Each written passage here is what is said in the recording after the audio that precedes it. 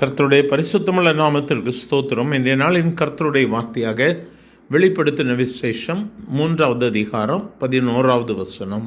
இதோ சீக்கிரமாய் வருகிறேன், ஒருவனும் உன் கிரீடத்தை எடுத்துக்கொள்ளாதபடிக்கு உனக்குள்ளதை பற்றி கொண்டிரு. என கருமையானவர்களே, இந்த இடத்துல வேதம் சொல்லும் பொழுது தேவனாகிய கர்த்தர் சொல்லுகிறார், நான் சீக்கிரமாய் வருகிறேன், உன் கிரீடத்தை ஒருவரும் எடுத்துக்கொள்ளாதபடிக்கு உனக்குள்ளதை பற்றி கொண்டிரு. நமக்கென்று சொல்லி ஒரு கிரீடம் வைக்கப்பட்டிருக்கிறது. அந்த கிரீடத்தை நாம் காத்து கொள்ள வேண்டியது அவசியமாக இருக்கிறது. எனக்கு அருமையானவர்களே, நாம் இந்த நாட்களிலே நம்முடைய வாழ்க்கையை நாம் எவ்வாறாக காத்து கொண்டிருக்கிறோம்? அதற்கு முன்பதாக உள்ள வசனங்களை பார்க்கும் பொழுது, உன் கிரியைகளை நான் அறிந்திருக்கிறேன், உனக்கு கொஞ்ச பலன் இருந்தும் நீ என்னுடைய நாமத்தை கை கொண்டிருக்கிறபடியினால் திறந்த வாசலை உனக்கு முன்பதாக வைத்திருக்கிறேன் என்று சொல்லுகிறார். எனக்கு அருமையானவர்கள், என்னுடைய கிரியைகளை தேவன் பார்த்து கொண்டிருக்கிறார். இந்த நாட்களிலும் நம்முடைய கிரியைக்கு ஏற்றதை கர்த்தர் நமக்கு கொடுக்கிறவராக இருக்கிறார். அது மட்டுமல்லாதபடிக்கு உன் பொறுமையை குறித்து சொல்லிய காரியங்களை அவர் சொல்லுகிறார். அது மட்டுமல்ல, சோதனையை குறித்து தப்பும்படி நானும் உன்னை காப்பேன் என்று சொல்லுகிறார்.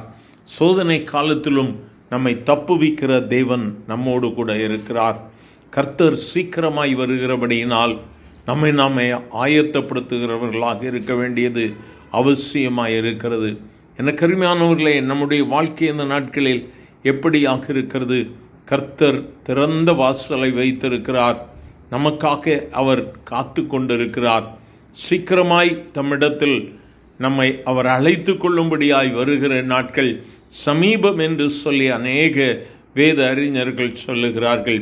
வேதத்தில் சொல்லப்பட்டிருக்கிற காரியங்கள் வேகமாய் நிறைவேறி கொண்டிருக்கிறது.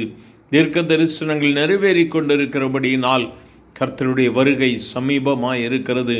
இந்த வார்த்தைகளை கேட்கிற தேவ பிள்ளையே, கர்த்தரை சந்திப்பதற்கு ஆயத்தமாய் இருக்கிறாயா? ஒருவேளை இன்று இரவு அவருடைய வருகை இருக்குமானால் நம்மை ஆயத்தமாய் இருக்கிறோமா? வேதம் சொல்லுகிறது, இதோ வாசற்படியில் நின்று கதவை தட்டுகிறேன், ஒருவன் என் சத்தத்தை கேட்பானால் நான் அவனோடு கூட போஜனம் பண்ணுவேன். கர்த்தருடைய சத்தத்தை கேட்டு அவருக்கு செவி சாய்க்க நாம் ஆயத்தமாய் இருக்கிறோமா?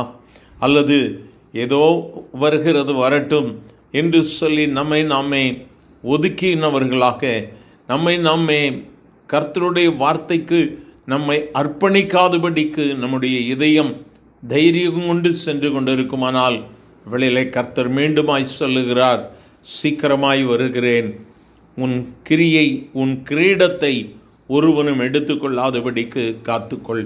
கர்த்தரை நோக்கி பார்க்கலாமா? அன்பின் ஆண்டவரை, ஆசீர்வதிக்கப்பட்ட இந்த வேளைக்காக நன்றியப்பா. நீர் எங்களுக்காக கொடுத்திருக்கிற கிரீடத்திலே பதிக்கப்பட்டிருக்கிற ஒவ்வொன்றும் ஆண்டவரே, நீர் கொடுத்த மேன்மையான கற்கள், அவைகள் பதிக்கப்பட்டிருக்கிறது. அவைகளை காத்துக்கொள்ள ஒவ்வொருவருக்கும் எங்களுக்கு உதவி செய்யும், ஆசீர்வதியும். இயேசுவின் நாமத்தில் பிதாவே, ஆமேன், ஆமேன்.